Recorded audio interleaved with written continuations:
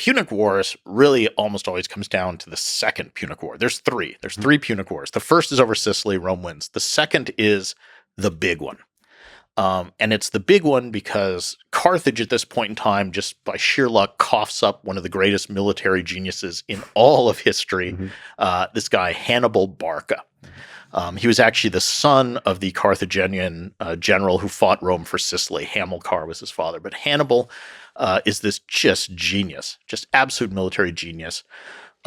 He goes to Spain. He's the one who kind of organizes stuff there.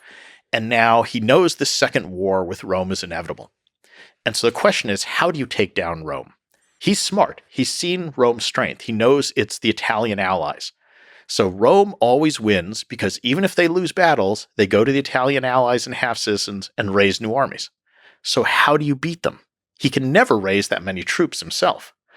And Hannibal, I think correctly, figures out the one way to maybe defeat Rome is to cut them away from their allies. Well, how do you do this? Hannibal's plan is, I'm not going to wait and fight the Romans in Spain or North Africa. I'm going to invade Italy. So I'm going to strike at the heart of this growing Roman Empire.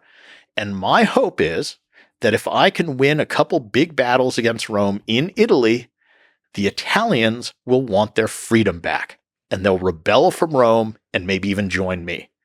Because most people who have been conquered want their freedom back. So this is a reasonable plan. So Hannibal famously crosses the Alps with elephants, dramatic stuff. Nobody expects him to do this. Nobody thinks you can do this. Shows up in northern Italy. Romans send an army. Hannibal massacres them. He is a military genius. Rome takes a year, raises a second army. We know this story. Sends it against Hannibal. Hannibal wipes him out. Rome gets clever this time. They say, okay, Hannibal's different. We're going to take 2 years, raise 2 armies, and send them both out at the same time against Hannibal. So they do this, and this is the Battle of Cannae, which is one of the most famous battles in history.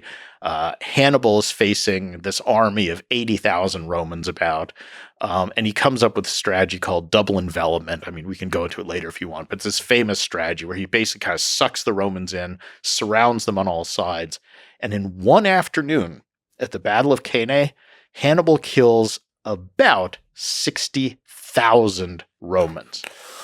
Now, just to put that in perspective, that's more Romans hacked to death in one afternoon with swords than Americans died in 20 years in Vietnam.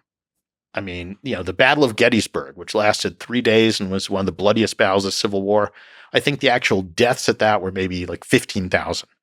So this is bloodshed of an almost unimaginable scale. It's also brutal. Yes. Just the slaughter. I mean, it's just mind-boggling to think of that. So now this is Rome's darkest hour. This is why the Second Punic War is important, because there's that, Nietzsche phrase, what doesn't kill you makes you stronger. This is the closest Rome comes to death in the history of the Republic. Hannibal almost kills Rome. But no, it's not much of a spoiler. Rome's going to survive. And from this point on, they're going to be unbeatable. But this is the crisis. This is the crucible. This is the furnace that Rome passes through that is the dividing point between when they're one more up-and-coming empire and when they're clearly the dominant power in the Mediterranean. Mm-hmm. So what do they do about Hannibal? Well, they're smart. We're not going to fight Hannibal. We're not going to give Hannibal the chance to kill more Romans. So they adopt a strategy that they'll follow Hannibal, or they raise a couple more armies, follow Hannibal around. But whenever Hannibal turns and tries to attack them, the Romans just back off. No, thank you. We're not going to give you a chance. Meanwhile, though, they're not scared of other Carthaginians. So they raise a couple more armies and they send these to Spain, for example, and start attacking the Carthaginian holdings there. And by luck or necessity, Rome comes up with its own brilliant commander at this point, a guy named Scipio. And he wins victories in Spain, conquers Spain. Then he crosses into North Africa and starts to conquer that and ends up threatening Carthage directly. And poor Hannibal, undefeated in Italy, has now been walking up and down Italy, or marching up and down Italy, for 12 years looking for another fight. And the Romans won't give it to him. Mm-hmm. They've been attacking all these other areas and chipping away at Carthaginian power. So finally, after more than a decade in Italy, Hannibal is called back to defend the homeland, defend Carthage from Scipio. The two meet in a big battle. This should be one of the great battles of all time. It's the Battle of Zama, but, Hannibal's guys are kind of old by this point. Scipio has all the advantages. He wins. Carthage is defeated. So that's pretty much the end of Carthage. The city survives, and then 50 years later, the Romans wipe it out, but that's not much of a war.